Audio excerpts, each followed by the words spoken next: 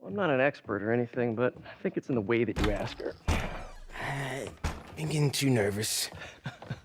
Hey, alright, so where do you want this? Right over here is fine. Alright.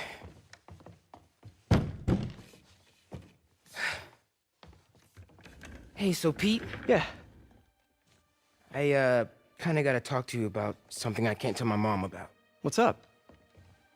Well, weird things have been going on. Like, physically. Oh. Oh. Uh.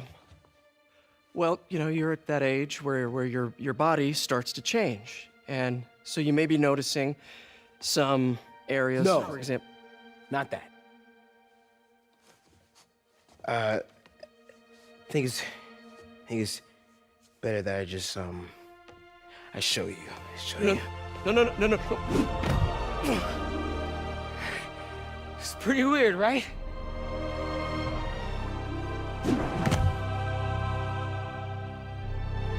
Not that weird.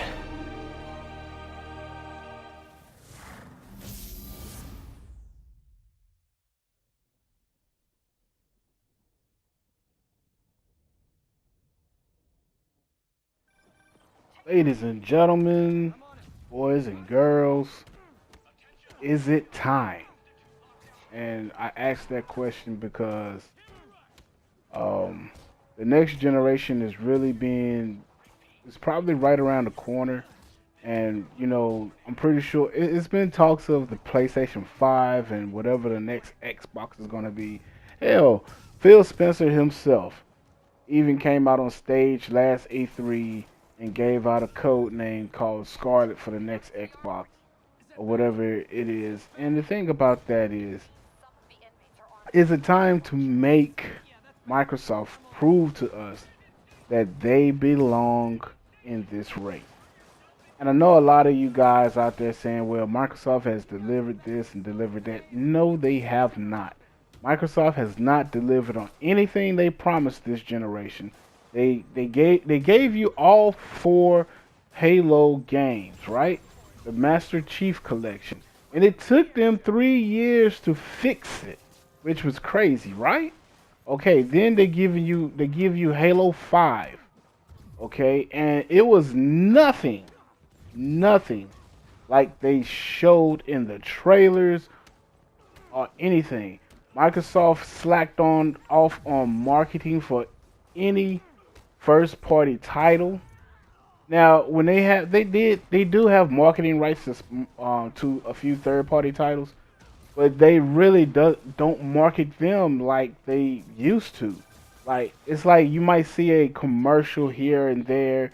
It might be a Super Bowl ad, and then you might see a few commercials here and there.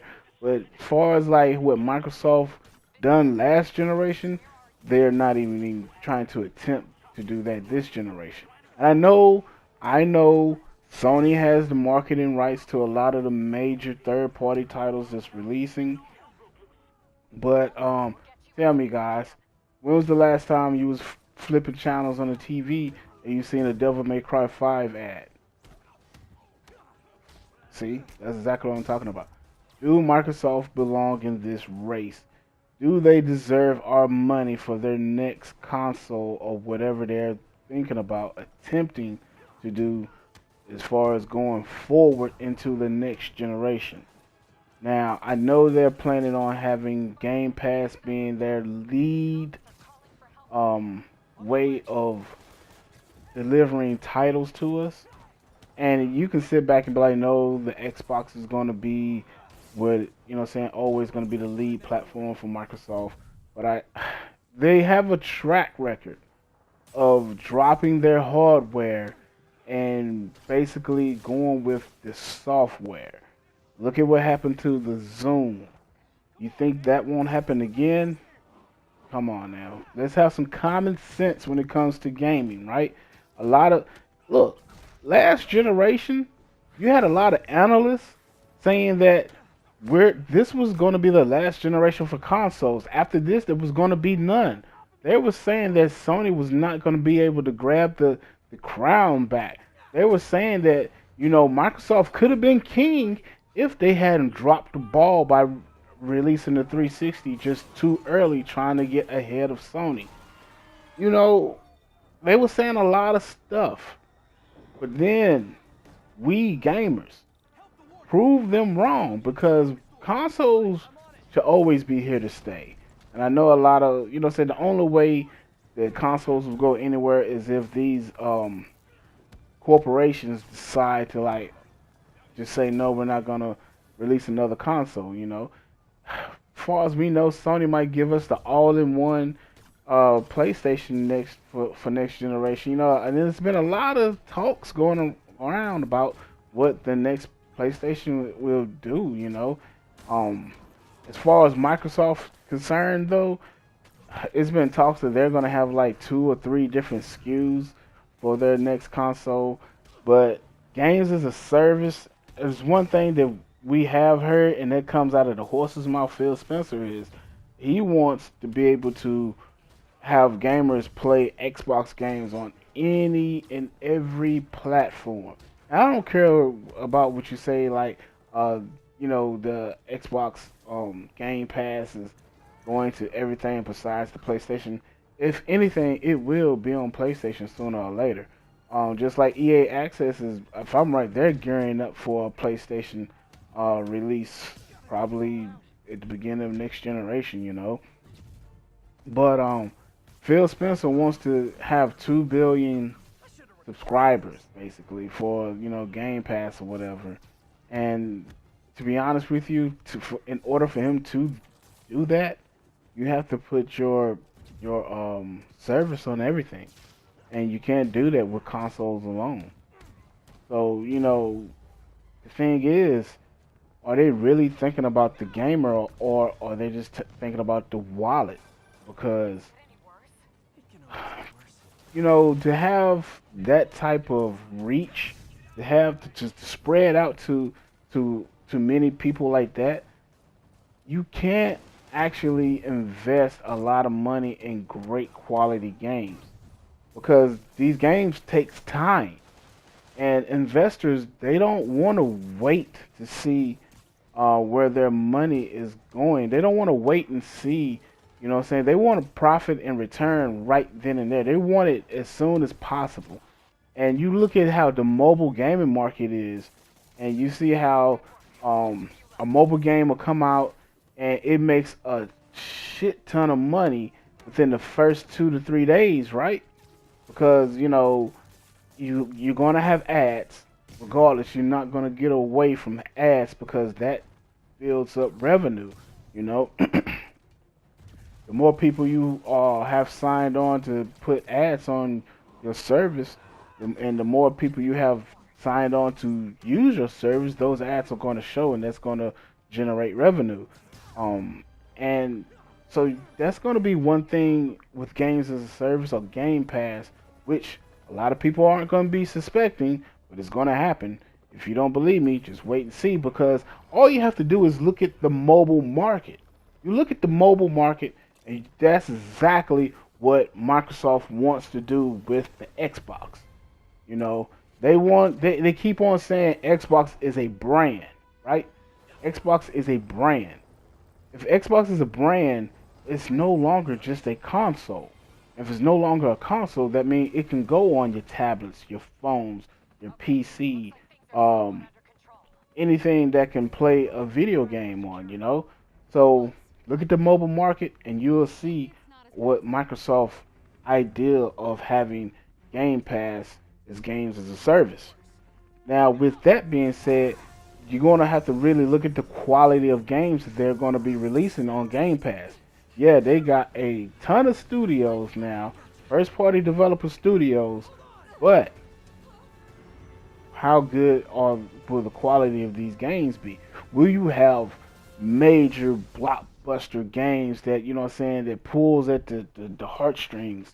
Will you have these games that will suck you in for hours and hours upon time of the day, and then when you look up, it's dark, and you started playing and the sun was out? You know, will they have these games that will capture your imagination and bring you into another world? And when you finish for the day, or if you finish that game, you sit back and you reflect on it like, damn, that was a pretty good game. Will they deliver this type of experience to you through Game Pass or games as a service, or will they give you budget titles that, you know, even though they don't say they are heavily influenced with microtransactions, you're going to have content being pushed to you slowly throughout time. Look at Sea of Thieves. Sea of Thieves was bare bones nothing when they gave it to you. It was basically your mission was to go out and kill pigs or skeletons when you first got Sea of Thieves. And if I'm correct, Sea of Thieves was priced way too high. Sea of Thieves should have been a free to play game when it first released. Now people saying it's changed, it's evolved throughout since it released, but I beg to differ that it's any better than what it was. And then you look at Crackdown, which just released in 2019, and they should have went ahead and released that in 2018, to be honest with you, because I see no improvements besides putting Terry Crews's face on the main protagonist of the game. I see no improvements on Crackdown 3, and I'm not surprised. I'm not surprised. Will there be DLC added later on to Crackdown 3? Will they be, you know, content coming later on down the road for this title? We don't know. We don't know. But the quality of these games, is this a sign of what to expect later on from Microsoft down the road? Because I know I sound like I'm bashing Microsoft, but I'm really not. Because when Microsoft decided to get in this race back in 1999, and I know the Xbox didn't come out until 2000, but it was being talked about real heavily in 1999.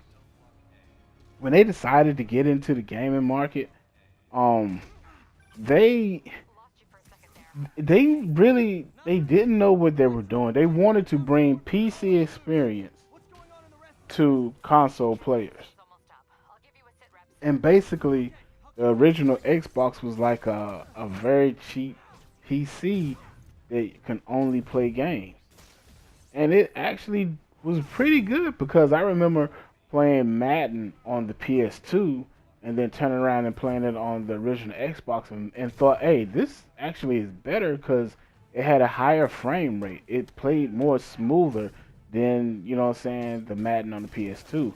I remember playing Splinter Cell on the original Xbox and then playing it on the PS2, and I was like, oh, it's a little bit better on the original Xbox. The only thing about the original Xbox was the button layout for the controller.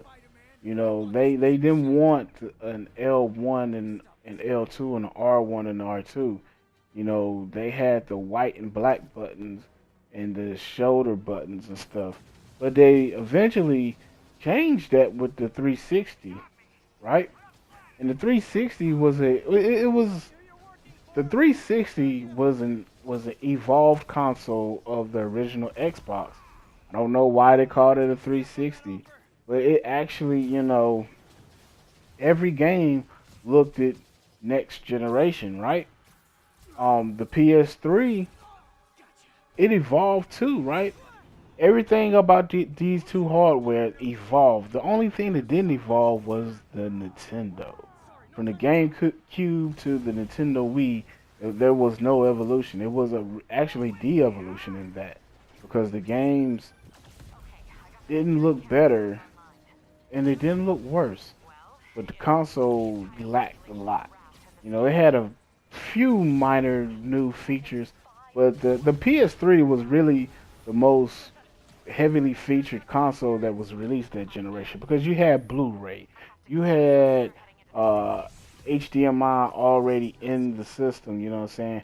You had the card readers, which they took out later on. You had multiple USB ports, um, Bluetooth wireless control. Your remote control was Bluetooth and it was wireless. Whereas Microsoft went with batteries. They didn't have Bluetooth. They had the regular infrared controller and everything. Then they had the wired controller. Both systems came with a hard drive, except Microsoft gave you a 20 gigabyte hard drive. They really didn't give it to you. They sold everything separate now. They nickel and dimed you for everything from the Wi-Fi connector to the hard drive to the battery pack for the controller to the charge cable on the controller. They nickel and dimed you for everything. And I thought they was going to do the same thing this generation. And they actually kind of did when it came to the software. They nickel and diamond you on the software. Sea of Thieves, if that's any indication, look how that game is. But the question is, do they really deserve our attention? Do they really deserve to be in this console race? Do they deserve our money? I honestly say no, not right now. They have to do so much proving, not show and prove, proving this year and next year alone. I mean, if it comes down to you not purchasing, not pre-ordering anything until you actually had a chance to play it. And I'm talking about if it's the demo has to be basically what's getting ready to be released. You know, like Anthem. You know, Anthem's the demos and the alpha gameplay, those were the actual game. I don't care what nobody say. And Anthem wasn't bad, but you can tell they had room for improvement. And I'm pretty sure there's going to be some improvement. But it all it's like it's Destiny 3, you know what I'm saying? But anyway, that's besides the point. Microsoft really does have to prove so much to you guys. Because to me, I've given up on Microsoft already. I've already given up on them. I wasn't even supposed to have bought the Xbox One S this generation. But I did anyway because I just wanted to see how, if their games were actually any good. Gears of War 4 was a snore fest to me. And I ended up having all 4 Gears games. Well, really all 5 because the Judgment came with it. Gears of War 1, 2, and 3. So, I mean, I had all 5 Gears games. I wasn't impressed. I was not impressed. And I actually was a fan of the very first Gears of War. I was a fan of the very first Crackdown. I love Saints Row. And these are 360 games, right? But Microsoft, it's like they dropped the ball. It's like, to be in this business, when it comes to gaming, you have to really be a gamer. And I don't think that's what Phil Spencer is. Phil Spencer looks like a suit. He's a suit without the tie. That's all he is.